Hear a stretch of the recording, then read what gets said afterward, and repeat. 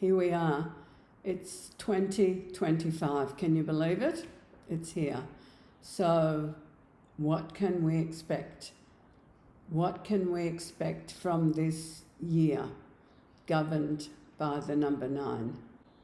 But as you know, I'm not one for doom and gloom. I use this wonderful science of number that I absolutely love, and it is so revealing. I use it in order to help us live fully, to live true to who we were born to be. And so, I'll be focusing on 2025 as for the world. Now, as you can understand, then, we have time cycles that overlap. And so with 2025, then within this year rests your own personal year cycle. Okay, so a little bit more about that later on. So with the 9, there is always drama. There is what I call high-end qualities that are demanded from us. And if we look at the world, it seems to be in nowhere near the peace that the 2 has its mission in completing, in fulfilling. We don't see it if we look at the world stage. The thing is that we have a say in this, and yes, we are all different. We are all on a different continuum of evolution, of consciousness evolution. And so you might not see what I see, and I might not see what you see. But if we can look at our own lives and the people with whom we interact and be the qualities of this 9, well, then we can make a change in the world. We can truly do that. So what will be expected from us? What does 2025 require? How does it require us to respond? Because it is our response that's going to make a difference. So when we look at the qualities of the number 9, for me, they are closer to the divine than the human. Qualities such as love without strings, understanding, forgiveness, compassion, empathy. Compassion and empathy are very similar, of course, much the same. All these wonderful qualities. Now, if you consider these qualities, if these are the qualities that are going to get us through the year, well then what experiences will be brought to us? Let's take loving without condition. And so the experiences that come to us do so that we can practice the very qualities that we are meant to respond with in order to get the very best outcomes possible. And so if we are to love without expecting, just to love, just to give it, and not consider whether the person to whom we give it, the person whom we love, is going to love us back. And so, that's a pretty tough experience to go through, to give of your love and just give it freely. And if it comes back to you, wonderful. But we are not to expect it. We are not to demand it. We are not to love purely for what we get out of it. Okay, so if we look at forgiveness, so what experiences will life bring us in 2025 so we can practice forgiveness? And this is one that whenever I ask, when do you need to forgive, it just seems to stop people in their tracks. So the only time we need to forgive is when we are hurt. Otherwise, we don't need to forgive. And so, yes, the hurts will be there on a world scale. These things that I'm talking about will be felt on a world scale. And so they will affect us to a certain degree. And so, yes, we will see things, we will experience things some things we might consider unforgivable. And yet this 9 year of 2025, which concludes and sits within a 9 major cycle of 225, directed by the number 9. As you can see, it's a lot. We have a lot of 9s here. Asks us to do just that, and so we will. First, it starts with an asking, a nudge, a shove, a push. So there's a saying that what we refuse to learn, life will teach us. So I suggest and I encourage you to be at one with these qualities, these beautiful qualities that are going to see us through to this new millennium the following year, next year. And so we look at, when we look at compassion or empathy, it's very easy to feel compassion and empathy for a victim, isn't it? But how difficult is it to feel compassion and empathy for one who victimizes, for a perpetrator of a crime or an injustice? And yet this is what we're being asked to do. We cannot say, well, I can show you empathy, I can show you compassion, but not you. So yes, as you can see, we will be rattled, we will be stirred, definitely. We will be shaken. The other thing is philanthropy. There's charity and then there's philanthropy. Philanthropy is about giving, again, without expectation of it coming back to us. One thing I can promise you about this 9, and that is that, well, really not just about the 9, but about life itself, that whatever you give will come back to you. Not necessarily from the same person, but I promise you it will come back to you in its time. And so we are asked to give. So what I'm going to say to you is, make sure, for your part, make sure that you can give that which you give. For example, if you have 2 shirts and you give away 2 shirts, you won't have one. So be reasonable, but make sure that what you do give, you give from the heart, and it stops there. There's nothing of, well, I will give you this if you will give me that, or I will give you this, but this is what I want you to do with it. This is how you are to utilise this. Okay, so what we give, we give. And that's another big ask. So when we look at forgiveness, we start with ourselves, because, the 9 brings back memories. The 9 will take us back. The 9 is about deep feeling, which is different to emotion. Feeling, the feeling of the 9 sits within ourselves.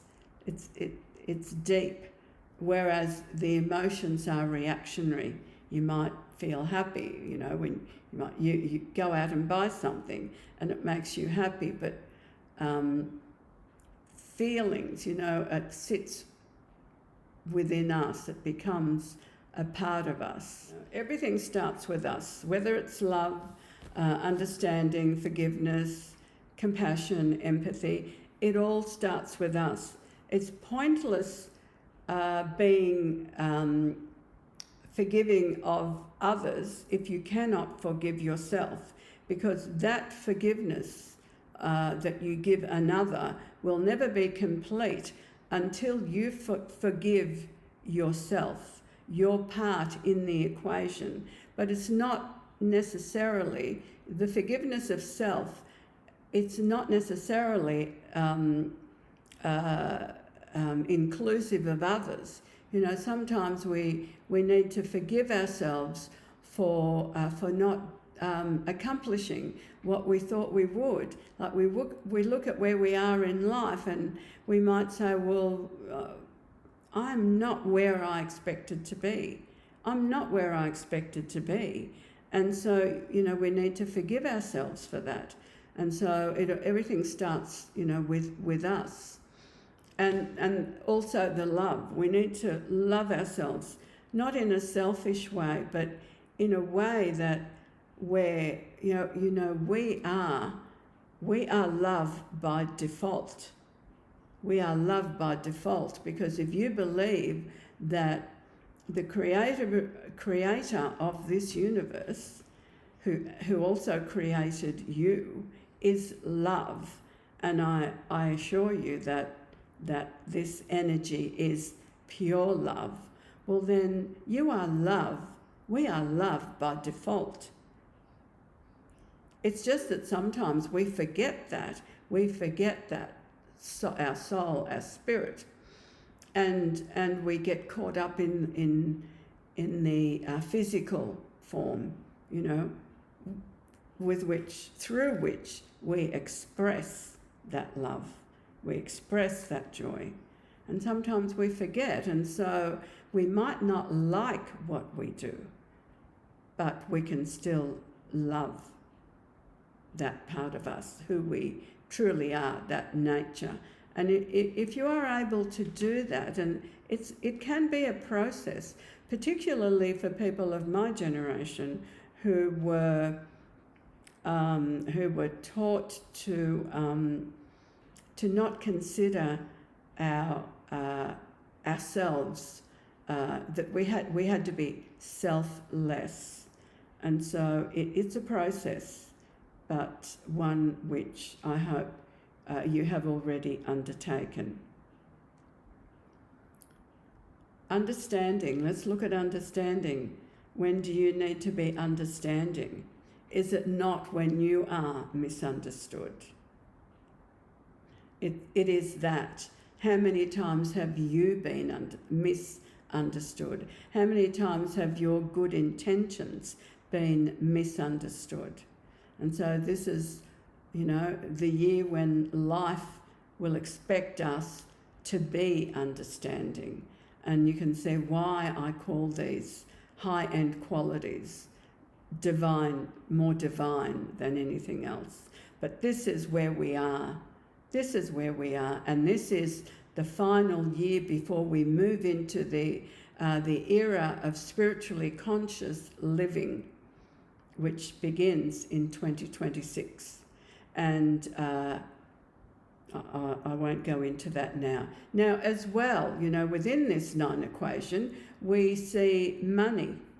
And so what are the governments going to do? There's a lot of talk about moving into a cashless society. We need to take a good look at that, because we have all been caught at some stage where electronics malfunction, and there you are, you've got your shopping trolley, and you can't purchase what you've got in what you went into that store to buy. So what do? We need to push for that. We need to not allow leaders who want to do away with that. We need to have cash as well as cards as well as plastic. So there's also the wealth of the 9. You know, the 9 is not so much about the needs, but it's about the wants of life. So how you've lived the past 8 years of this cycle, of this 225 cycle, will deliver on the wants that you can have during this 9 year. You know, the 9 is about extravagance, and so we will see extravagances in the world. You know, we will see people, some individuals, some corporations making enormous money, but we will also see those that will lose it. Okay, because just because the 9 is about money, it doesn't mean that all of a sudden everybody will be wealthy. No, it's money. So how we use it, whether we see it as income or as a loss, will depend on our responses, not only this year but in past years. You know, numbers are not fairy tale-y. Numbers are. You know, they are what they are. So they are real. Okay, so think of that. And so the 9 will bring you the rewards of the past 8 years. You will get the rewards. The 9 this year, this 2025, is not about going after new things. So, you know, world leaders, corporation leaders, company leaders, whatever, you know, wherever you are, you know, wherever life places you, even in your family, it's not about going after something new, okay? Because life is the tide of life is out, okay? And so this is about conclusions. It's about endings. So look at where you are, look at your life, and ask yourselves, what do I want to take with me into this new millennium time cycle, which will begin in 2026? So you need to conclude that. You need to wrap up things. So it's about releasing emotions, releasing dealing with feelings that don't bring you joy, that don't bring you peace.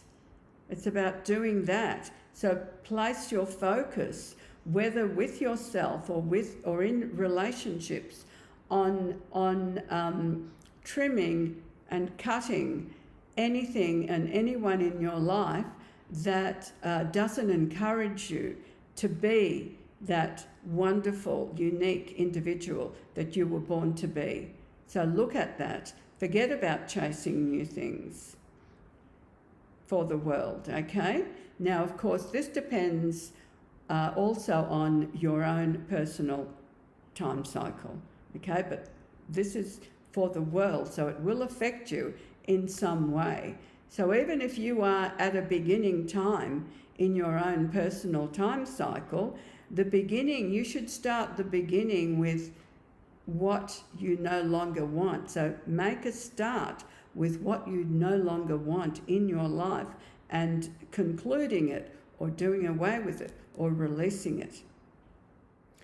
We can expect a lot more drama this year.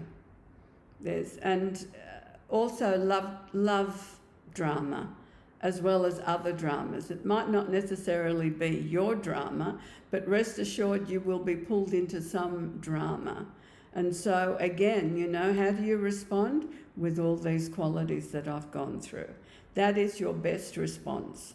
If you want to come through 2025 with the best possible outcome, as a leader, because you will influence others, or just as yourself, because that in your own personal life, because that 9 sits in the background to your own personal time cycle and to every other area of your life profile chart. You can look at world time cycles as the structure of a world stage, okay, as the structure. And then we build the stage, and then we bring the props, and then we bring in the actors, and then we have the script for the actors. And your script sits within all this that I have spoken about. Now, there will be an escalation of what has been going on in the past couple of years. So I wish I could tell you that that all this unrest, that the wars will end. The opportunity will be there if the leaders will take it. If the leaders are willing to take it, if they are willing to respond from these high-end qualities that I have spoken to you about here. But I must also tell you that at the far extreme of negativity, of the 9 which governs 2025 is narcissism. And so, what can I say? You know, it's when there's also a possibility that some of these leaders will consider only their own wants, what will benefit them. And so, but the opportunity will definitely be there for these wars. You know, the main one is what's going on in the Middle East. The opportunity will be there, in particular this year, which brings which encourages conclusions and endings for an ending to this war. But of course, you know, it's how we respond. It's not what comes to us, but our responses to what come to us that will deliver the outcome. And so, you know, let's hope beyond hope that these leaders will seek to understand, that they will seek to give, that they will seek to love, even if they do not like, that they will offer compassion, not only for their own losses, but the losses of their so-called enemies. The way that we as individuals can influence this peace, so that we can move into the millennium of peace, is by bringing that into our own lives. Now, I'm not going to tell you that you have to have coffee and lunches and be lovey-dovey with people that don't have good intentions for you. I'm not going to say that. You know, my thing is, this is the year for you to distance yourself from people like this, from people that do not want the best for you, that do not love you. But what I'm saying to you is, you can still love them, even if you do not like them. We are compelled to love, but we are not compelled to like. And the first rule of love is, do no harm. And so I encourage you to walk into 2025 with a love in your heart that is open for all. Yes, you can still see things, you can still see the injustices, but if you can understand that people respond from the best that they know at the time. It might not be what you consider the best, but in that moment, it is their best. and their best when they respond with all that is less than love and understanding and compassion. When they respond with everything that is less than that, they are responding from a base of fear. And so in that, I ask you to be compassionate, that is the best that they know, and be grateful that you know better. Be grateful if you can respond from a base of love. Be grateful for that, but at the same time, avoid being judgmental of those who do not, because they are not yet at that point in their lives. And so I wish you love, understanding, wealth. I wish you all these wonderful, I wish you a rich life, a richness in life itself that comes from a base of love, as well as material wealth, because we can do so much with material wealth. If you would like some real guidance as to how to best respond to the experiences that life brings you, either through the world time cycles, the various world time cycles, or through your own, through the many experiences that come to you through your life profile chart, well, I have written a book just for that, The 9 Cycles of a Rich Life. Okay, now a rich life is about a richness within you, but it is also about a richness in wealth, because wealth is important. You know, monetary wealth is important, and we can do so much good. You know, we're looking at a year of philanthropy. Imagine what you can do, you know, when your wealth increases, the good you can do. So do not think that wealth is not a good thing. It is how we use it. So it's all up to you. Everything that comes to you is about you. This book can guide you for the rest of your life. So have a look at it. But one thing I will say to you, that the recommended retail price that I put on it is extremely reasonable, affordable, and I did that for the very reason of being affordable to most, to many, to just about everyone. But unfortunately, some retailers are selling it at double the recommended retail. So please shop around. Perhaps you can even order it in from your local bookstore. Let's get back to our local bookstores. However you decide, please shop around and get the best price. I have no control over that. I wish you a very happy, prosperous and healthy 2025. And I hope you will get to do many things that make your heart sing.